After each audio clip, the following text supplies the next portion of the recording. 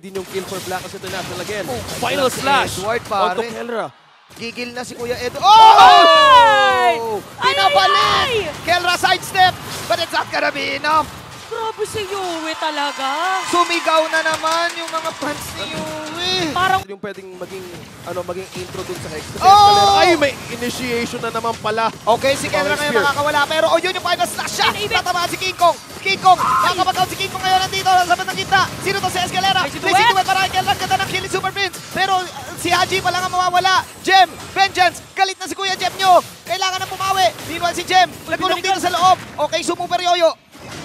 Naka 13, level 13 si Sensui dito. Okay. Tapos level 12 si King Kong. So ibig sabihin mas mataas yung damage ng Retribution dito ng side ng Blacklist International. Lord HP dropping low. Final slash initiation.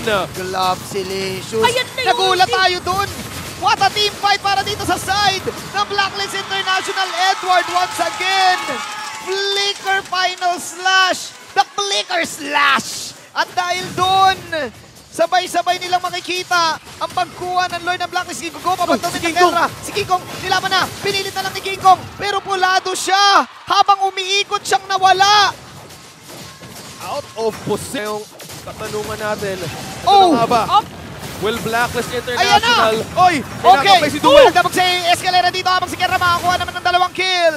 That is a shutdown pala. Si Super Prince pa rin with a double kill. But then again, the damage output is real. Fnatic Onic. Sa taas sa baba. Nasa pabor to ng Blacklist International. Uy, naku, matatrap ata si King. Ay! King Kong, Heavy napilitan spin, ng ginamit ikot. na. Tingnan natin, may matutulak pa siya dito. Vengeance para kay Haji. Jem. Sino ngayon makakuha? Mula doon si Haji. Kelra will take that kill. Pero Sensui will take the Lord. Ngayon, this time, ito na ba yung entrada? Ito na ba yung cambio ni Escalera? Walang mangyayaring cambio. Haji lang mawawala. Pero yung Lord ay nasa kamay ng Blacklist. I mean, ang Fnatic Onyx kasi 17 seconds. Ay, nako po! Edward. Mukhang ayaw nga pauwiin sana. Pero ito yung kinagandahan naman para sa Fnatic Onyx regardless kung nakuha nila Lord kasi -1 naman ngayon, walang taga-setup lane ng Pantes. Magkaroon na maganda na namang Curse of Blood para kay Sensui. Pero madedepensa dito ng Fnatic Onyx pero pwede pang masira Umikot. yung Torres sa top lane. Ang ganda ng ikot ngayon dito. Pero si Edward makaka-out. Grabe yung scorch damage. Nararamdaman nyo ba na pumupuso pa rin dito ang Fnatic Onyx? Buhay pa rin. Buhay pa ang Super Family. Taas. Pero kailangan nilang dumipensa. Ito nga ang tanong. Okay. Initiation niya mula sa Fnatic Onyx Philippines. Blazing Duet rin siya na ginamit dito ni Kelra. Kaya naman dito ay makakalabang ata sila. Tingnan natin. Andun si Escalera. Habang umaharap ngayon si Jem. Jem, Yoyo Blitz. Edward is down. Buhay pa rin ang 5 sa side ng Fnatic Ay! Onyx. At doon makakuha ng kill si King Kong. The defense is real. Once again, the family that defends together stays together. Lang ma-push ang base ng Blacklist International. Blacklist is on match point. 18 minutes. This is the late game. Force button nila.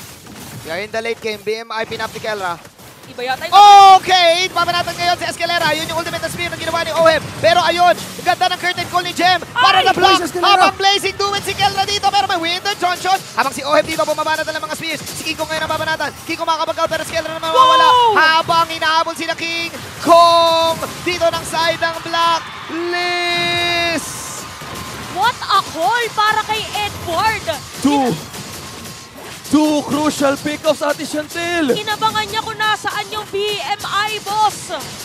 Alam niya kung saan lalanding pabalik si Kelra.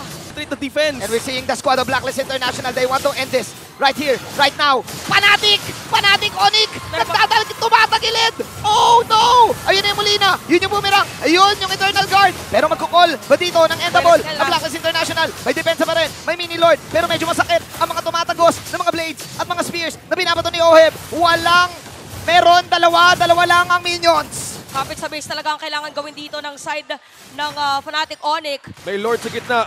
Ilalaglag ba ng Blacklist International Fnatic Onyx Philippines sa play-ins ngayon? Okay, sweep! Win shot para kay Kelra dito. Napilitan naman Blazing Duet. Nagkapilitan na rin. Umikot-ikot si King Kong. Pero yung Lord na nandito na. Binabanatan si Jem. Naka-immortality si Jem. May comeback pa na magagawa. Ang Onyx, Fnatic Onyx. Tignan natin. Bumabanatan yung Lord doon sa base. At mukhang tapos! Playoff mode is real!